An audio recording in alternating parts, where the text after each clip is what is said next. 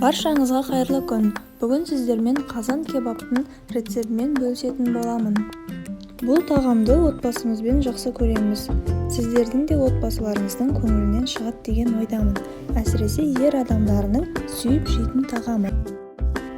Қазан кебапқа өз қалауыңыздағы етті қолдансаңыз болады. Бұл жерде менде сиыр еті, жұмсақ жері. Мен оны видеода көрсетілгендей төртбұрыштап турап қазанға салып қуырып аламын. Сіздер тауықтың етін немесе жылқы, қой етін алып қуырсаңыздар болады.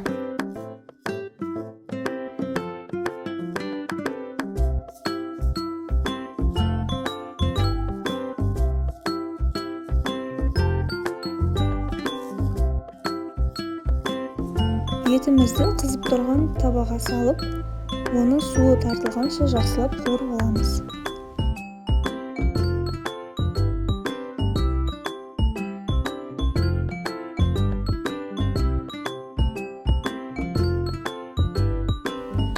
Міне біздің етіміздің суы тартылып болды. Енді біз оған көкөністерді біртіндеп жаймендеп қосып қуырып отырамыз. Алдымен пиязды ұсақтап турап, қазанға салып етпен бірге қуырамыз.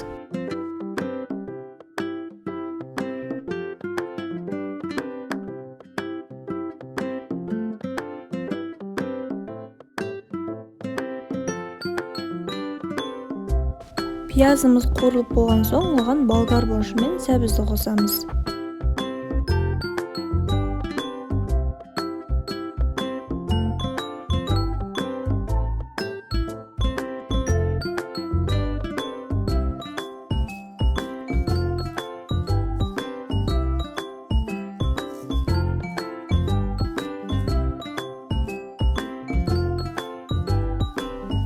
Қызаны қосуды ұмытпаймыз.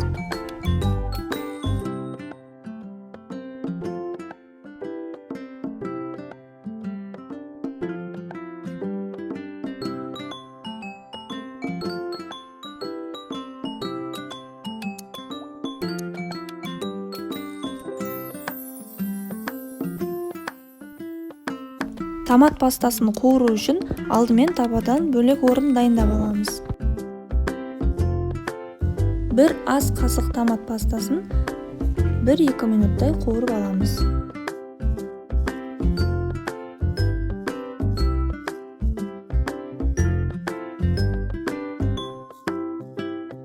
Томат пастасы қуырып болған соң көкөністермен бірге жақсылап араластырамыз.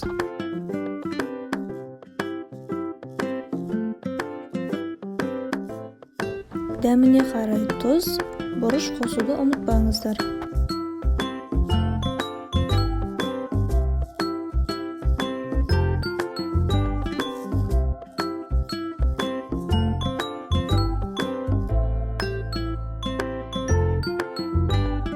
Қызып тұрған табада картоптарымызды бауырсақ қуырғандай екі жағынан қып-қызыл етіп қуырып аламыз.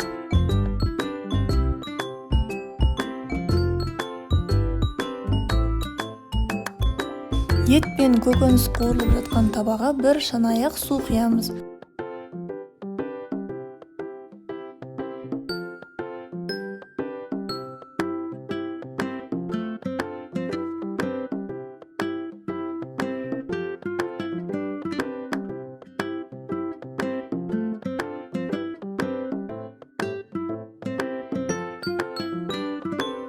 Міне біздің картоптар қызарылып қуырылды.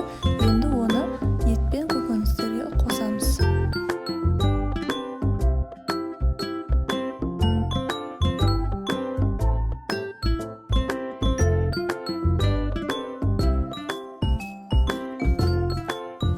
Қақпағын жауып 15-20 минутқа қалдырамыз.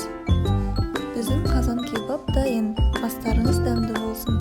Каналға тіркеліп лайк басуды ұмытпаңыздар. Сіздермен